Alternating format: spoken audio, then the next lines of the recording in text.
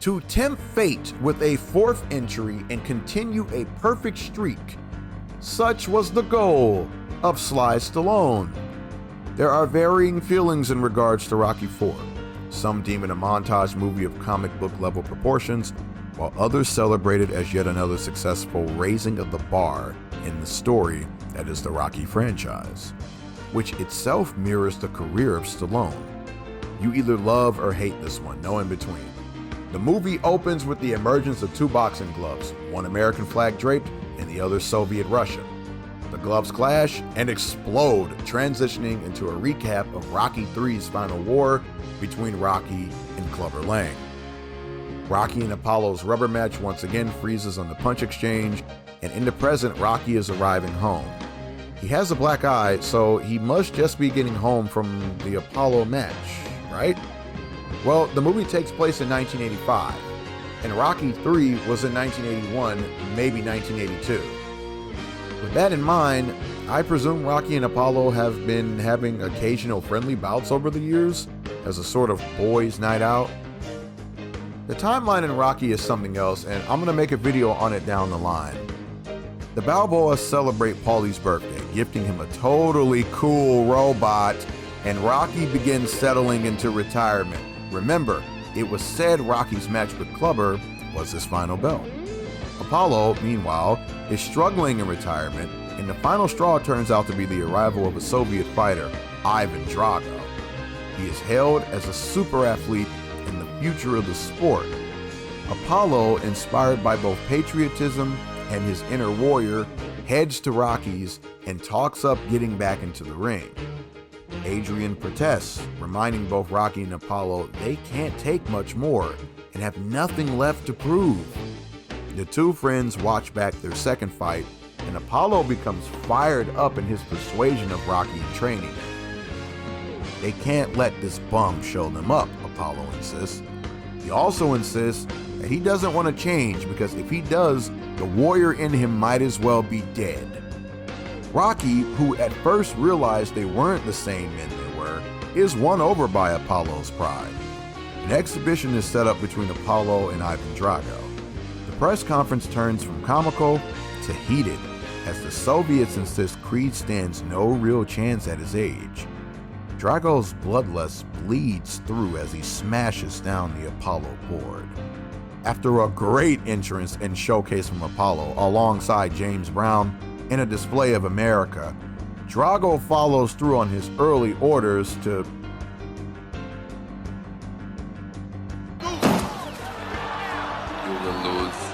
Apollo is literally slaughtered by Drago in the exhibition and dies in the ring. Rocky could have thrown in the towel, further evident in the cries of the crowd, Apollo's wife, and Duke, but he honored his word to let Apollo fight. In one of the coldest post-fight interviews ever, fiction or not, Drago exclaims that he'll beat the real champion soon, and if he dies, he dies. Rocky and Drago lock eyes, and it's inevitable that they'll clash next. At Apollo's funeral, Rocky delivers a fine eulogy and swears he'll never forget his best friend. He's devastated and clearly feels at fault. Rocky and Drago agree to fight on Christmas in Russia, with Rocky also vacating the heavyweight title as the fight is unsanctioned. In a late-night altercation with Adrian insisting he change his thinking, Rocky realizes Apollo was right and that he must fight Drago because that's how he's made. The montage follows, one of the best montages ever, in which Rocky flashes back to the previous three movies and his life overall while succumbing to the guilt of Apollo's death. As Rocky ships out to Russia after reassuring his son Robert, Adrian stays behind, refusing to condone this suicide. Rocky, Paulie, and Duke arrive in Russia and get right to work on preparing for Drago.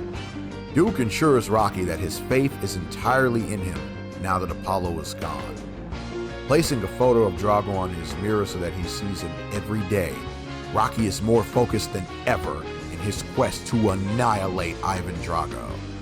Another great montage ensues of Rocky training by natural means in the harsh Russian winter, as Drago trains with state-of-the-art equipment and trainers.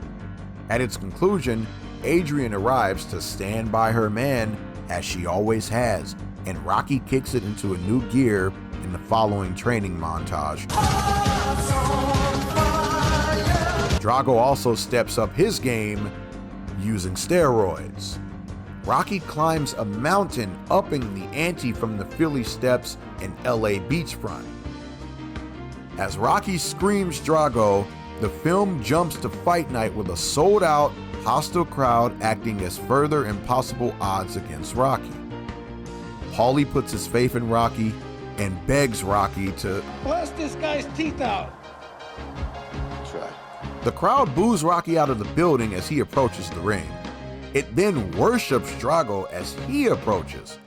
Rocky's iron gaze breaks as Drago approaches, showing he is still afraid. During the Russian national anthem, Rocky and Drago trade gazes.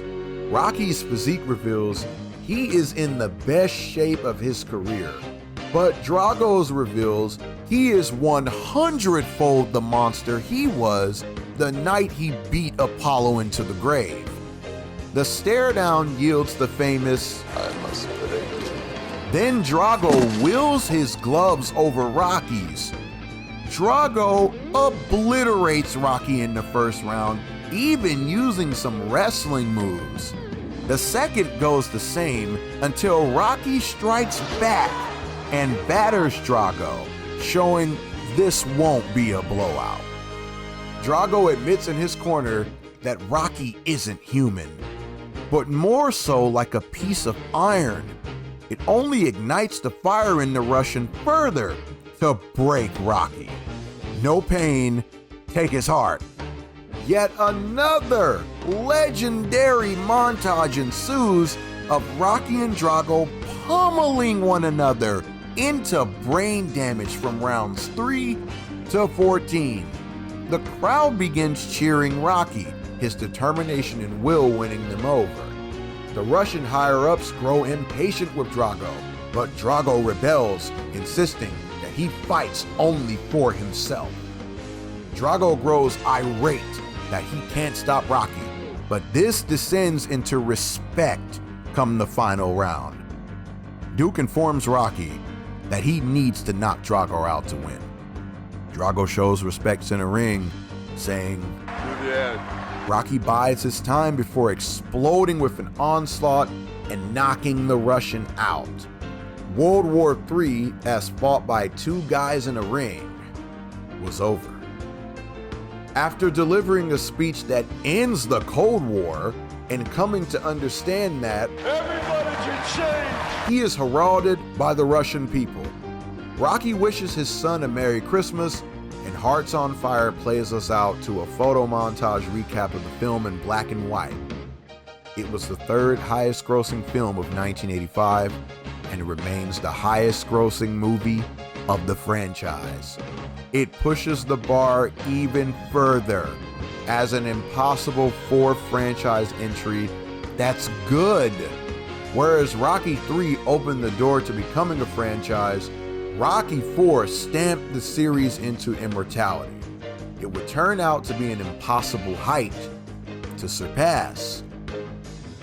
You know, I still remember the first time I saw this movie, a Friday night after a long day at school at my Grams' house and belly full of Round Table pizza, or was it Safeway wings and wedges?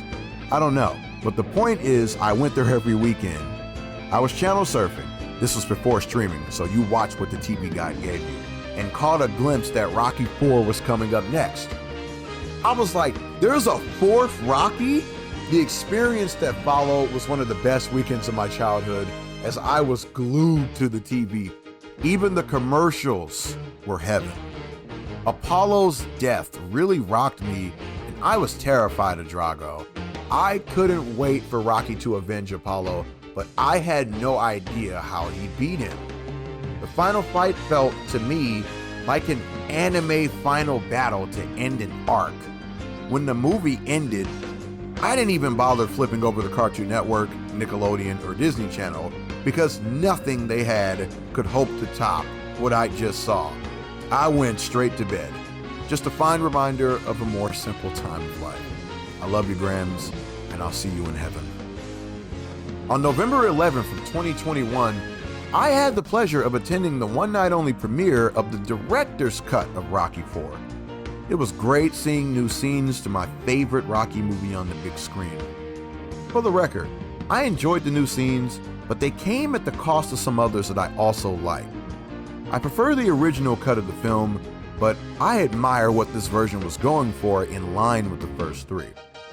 I'd love to see a cut that integrates the best of the theatrical and ultimate cut to produce a sort of final cut. If you'd like to see live footage from my experience of the one-night release of Rocky IV's ultimate cut, head over to my Instagram @TheCharlesJackson and watch the story group titled Rocky IV. Link will be in the description. Rocky IV remains king for The Charles Jackson.